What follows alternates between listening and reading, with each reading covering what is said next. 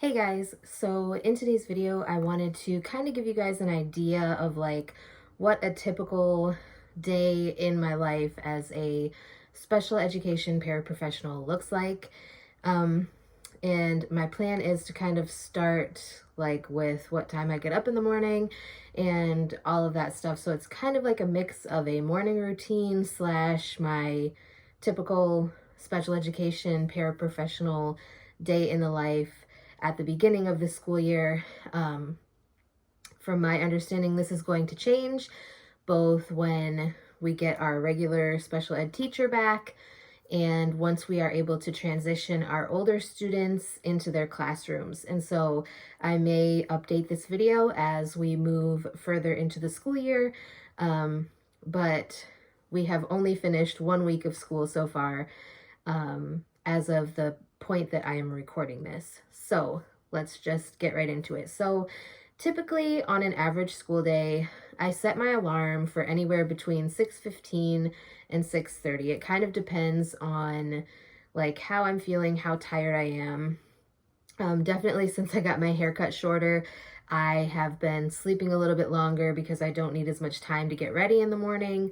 So yeah, anywhere between 6:15 and 6:30, I get up, I get straight into the shower, do all of that stuff, do my hair.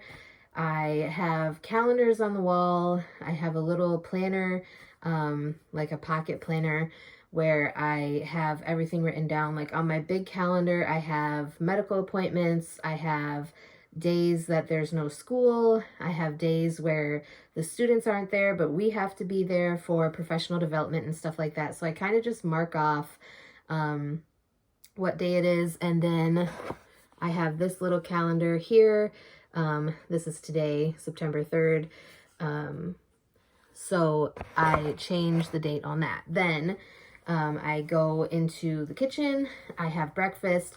Usually on school days, it's either like a granola bar or some yogurt or a granola bar, like I said, some yogurt or a bagel with cream cheese or a bowl of cereal, something super quick and easy. So usually I wait until around 7:30-ish to get ready to leave. It also depends on if my godmother and her sister are going into town that day to work on church financial stuff, because if they are, then we have to go pick her up before we go into town. If not, then we can wait a little bit longer because I don't have to actually be in the school until around 7:50 when parents are able to drop their kids off and kids are allowed to enter the school at that time. So we leave somewhere between 7:30 and 7:40, depending on, what they are doing that day. So like I said, kids are allowed to come into the school about 7:50, and that's when I'm expected to be in the school because I'm also responsible for overseeing like parent drop-off. I have a couple of kids that don't ride the bus, and so I have to be there to get them and take them to our classroom while the other para gets the kids off the bus. And then we have a rope with colored circles on it, and the kids that their parents drop off, I meet the other para in the hallway with the bus kids, and we have my kids grab onto the colored circles and we walk them to the classroom together. So once we get the kids into the classroom, it's time for breakfast. The other students eat breakfast before they go to their classrooms, but our kids tend to need a little bit more time to eat, so we have them eat in our classroom. And then once they eat, we start changing them. They're allowed to sort of play and go to the carpet so that we can go over like the days of the week, what month it is, stuff like that. And we do that until about 9:15, at which point it's time for recess. Because our younger kids, we have two different age groups going on. Our younger kids are only there from 8 o'clock until 11:30-ish. Not even 11:30-ish. Their bus comes at like 10 after 11. So they're really only there for a few hours. which is kind of great because they are a very rowdy group of kids. Not that there's anything wrong with that, but they tend to have a lot of behaviors and amp up behaviors in our older students as well. So anyways, 9:15 to I think it's 9:45, we have recess outside. It's going to be interesting this coming week because our preschool is back in session starting on Tuesday. And so our first recess of the day is with our younger kids, obviously, and they go out with the preschool. And we've had a whole week where the preschool was not in session with the rest of our students. So it's going to be interesting to see how they do things with preschool being out at the same time. Once we get in from recess, we have snack, and then it's back to changing our youngest kids again. Bathroom breaks for the older ones that are already potty trained and don't necessarily need to be changed.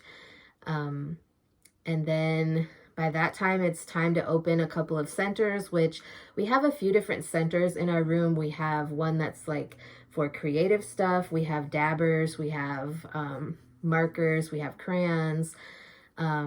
We haven't gotten that center out for the younger kids yet. I did work with our older kids last week a little bit with the dabbers and letters. But we normally don't do that with the younger kids because they've been so like crazy wild that we haven't really been able to do centers like that. So what we've been doing is mostly like blocks and cars, or cars and farm animals, because we have a couple of like toy barns where they can take the farm animals and they can go play with them.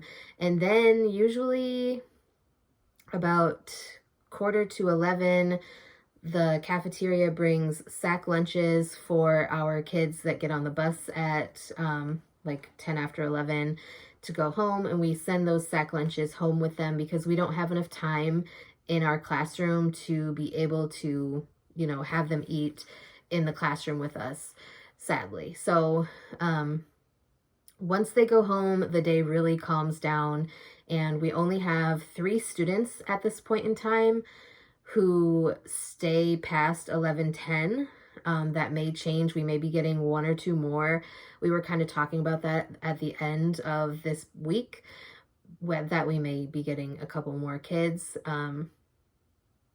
So that could change, but right now we only have 3 kids that stay with us. 2 are in kindergarten and 1 is in first grade. I've been working a lot with the first grader, and the other para has been taking the 2 kindergartners down to the kindergarten classroom while I kind of push into the first grade classroom with our first grader. He's had kind of, you know, some days where he's really, really good in his class and he can stay there for, you know, an hour or more. And then other days where he just does not want to go in there and he's very verbal about not wanting to go in his classroom and just wanting to sleep. So I kind of just gauge it on how he's doing, and we do that until about, I think it's 12:25. I should mention, normally I also go on my lunch break once the smaller kids are picked up for the day on the bus. So from like 11:15 to 11:45 or something like that. Sometimes it's a little bit later.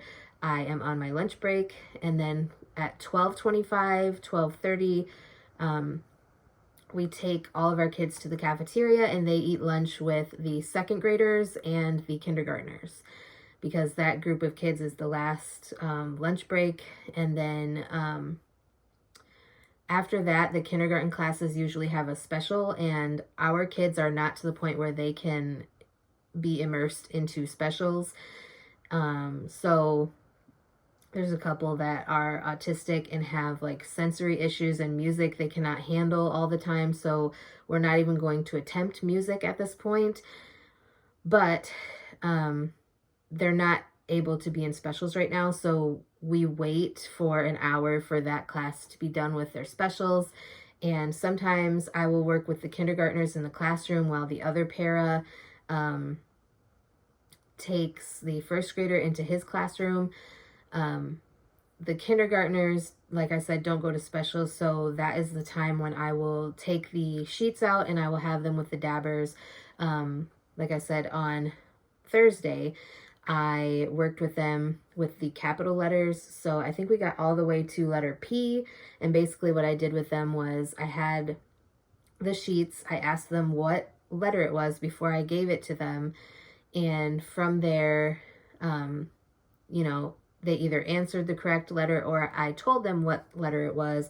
We talked about the sound that the letter makes, words that start with that letter, and then I let them dab that letter with like bingo dabbers, if you know what those are, like that people play bingo with and dab the numbers.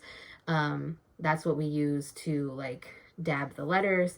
And like I said, we got all the way to P, I think it was. So that was really fun. And then normally from the time that they get done with their special, the kindergartners, the other para will take the kindergartners into the kindergarten classroom, and then I will go work with the first grader in first grade for a little bit, and by about 2:25-ish, they have recess for kindergarten and fifth grade.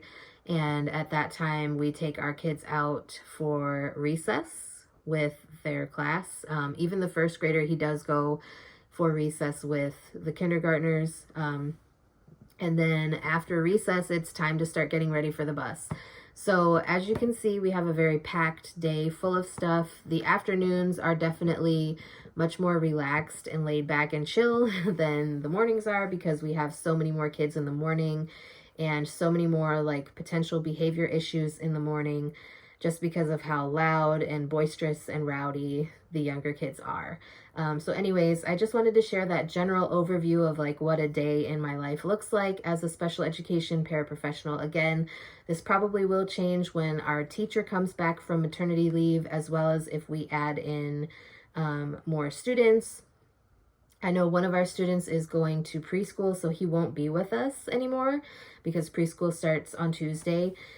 I am also very nervous about Tuesday because we have a fire drill on Tuesday, and I'm glad that they let us know ahead of time because we have a lot of behaviors, like I said, in our class, and it's going to be very interesting to see how we can manage those behaviors during a fire drill. So yeah, it's definitely going to be an interesting day, that's for sure. Probably going to be something that is a little crazy. But anyways, if you guys have any questions about the work that I do as a special education paraprofessional, or any questions about like my job or, you know, my schedule, anything, even medical related, school related, any of those things, because I am still a pre-med, just working full-time as a special education paraprofessional. So with that being said, that's all for today. I hope you guys enjoyed. Please let me know if there's any topics you'd like me to discuss on my channel in the future, and I'd be glad to get something filmed for you. And with that being said, I will talk to you guys next time.